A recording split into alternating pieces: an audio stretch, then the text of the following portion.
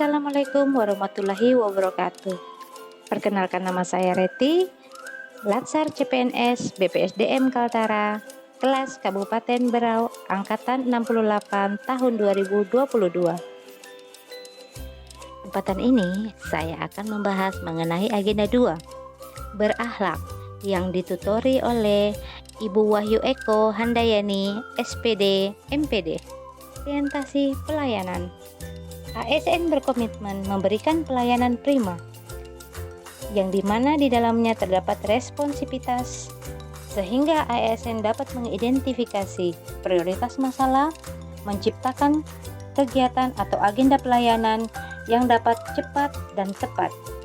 Dengan berorientasi pelayanan, ASN juga diharapkan dapat meningkatkan kualitas dari segi kompetensi petugas serta produk pelayanan,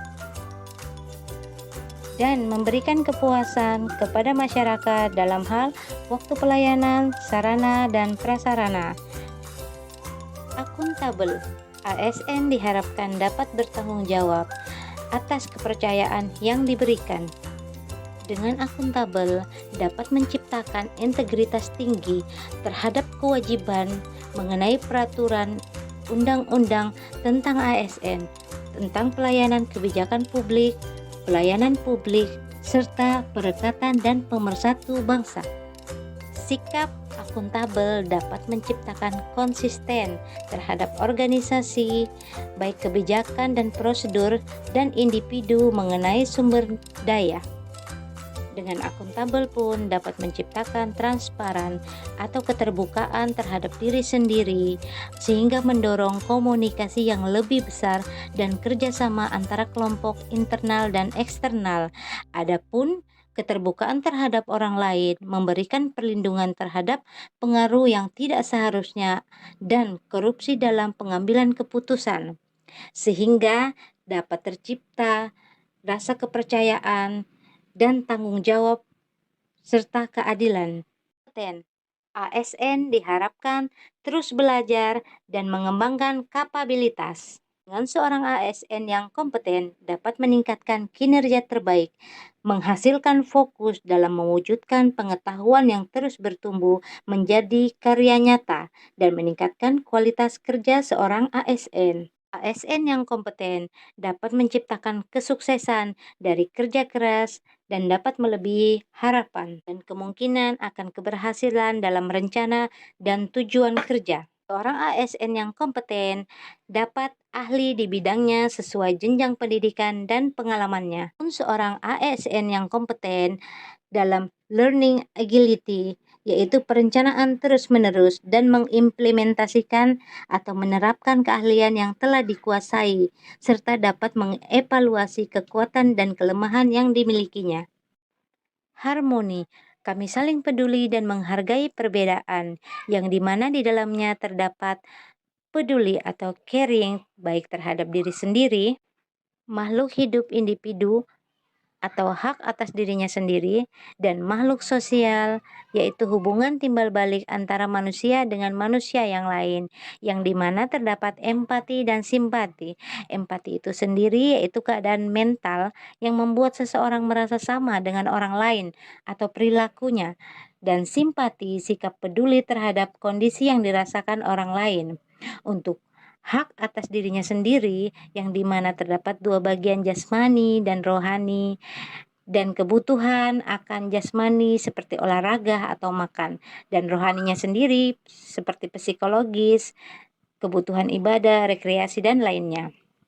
Kemudian ada perbedaan atau disebut diversity, yaitu tentang Bhinneka Tunggal Ika. Di dalamnya terdapat suku-suku, agama, ras atau golongan, termasuk status sosial baik golongan atas ataupun golongan bawah, dan selaras.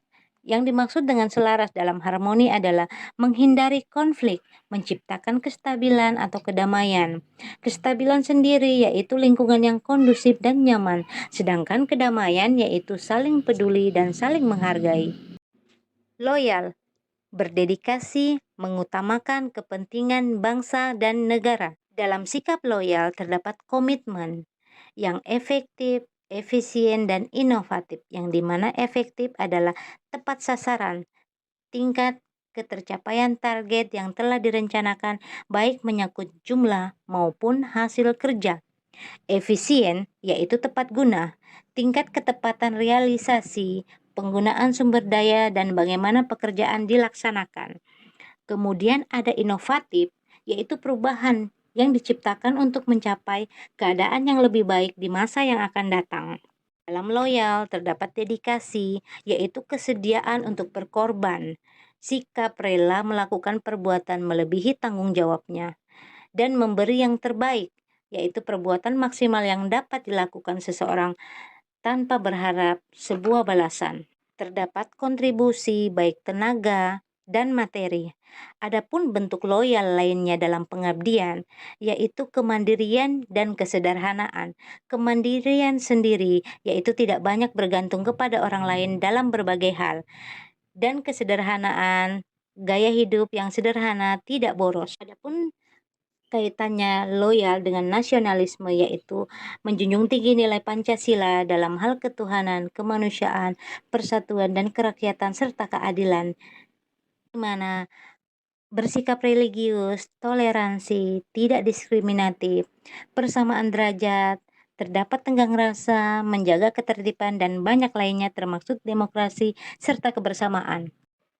Adaptif, terus berinovasi dan antusias dalam menggerakkan ataupun menghadapi perubahan.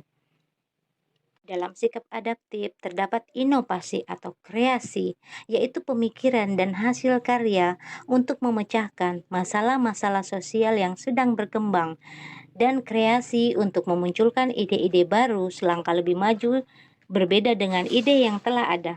Antusias terhadap perubahan, inisiatif, yaitu sarana perbaikan masalah, bersikap peka, cepat tanggap, dan selalu berpikir jalan keluar yang terbaik, dan meminimalkan hambatan atau mengatasi masalah yang mungkin akan menjadi hambatan atau preventif. Proaktif atau berpikir positif, selalu mencari peluang untuk mengembangkan apa yang sudah ada, cepat tanggap merespons segala perubahan yang terjadi dalam hidupnya maupun lingkungannya, tidak menyalahkan keadaan atau lingkungan jika seandainya yang tidak sesuai dengan keinginannya terjadi. Kolaboratif, membangun kerjasama yang sinergis. Dengan kita bersikap kolaboratif, dapat menciptakan kesediaan bekerja sama dengan mitra organisasi yang di dalamnya terdapat trust building atau dapat membangun kepercayaan dengan stakeholder, mitra kolaborasi, serta melakukan face-to-face dialog, yaitu melakukan negosiasi dengan baik dan bersungguh-sungguh, dan komitmen terhadap proses, serta pemahaman bersama mengenai kejelasan misi, definisi terkait bersama permasalahan, serta mengidentifikasi nilai bersama. Adapun dapat menetapkan outcome atau hasil dari tujuan bekerja sama. Dengan berkolaborasi, kita dapat menciptakan sinergi untuk hasil yang lebih baik. Dengan komunikasi, dapat menjalin kepercayaan, melakukan pembagian kekuasaan, dan menentukan gaya kepemimpinan serta strategi manajemen dan formulasi pada pencapaian kolaborasi yang efisien, efektif antara entitas publik. Saran kepada mentor kami dalam hal penyampaian agenda 2, saya rasa sudah tidak ada karena penyampaian dari tutor kami sudah sangat baik, ringkas, lugas, dan sangat jelas untuk diterima. Dan video dari saya. Terima kasih. Jangan lupa like, comment, and subscribe.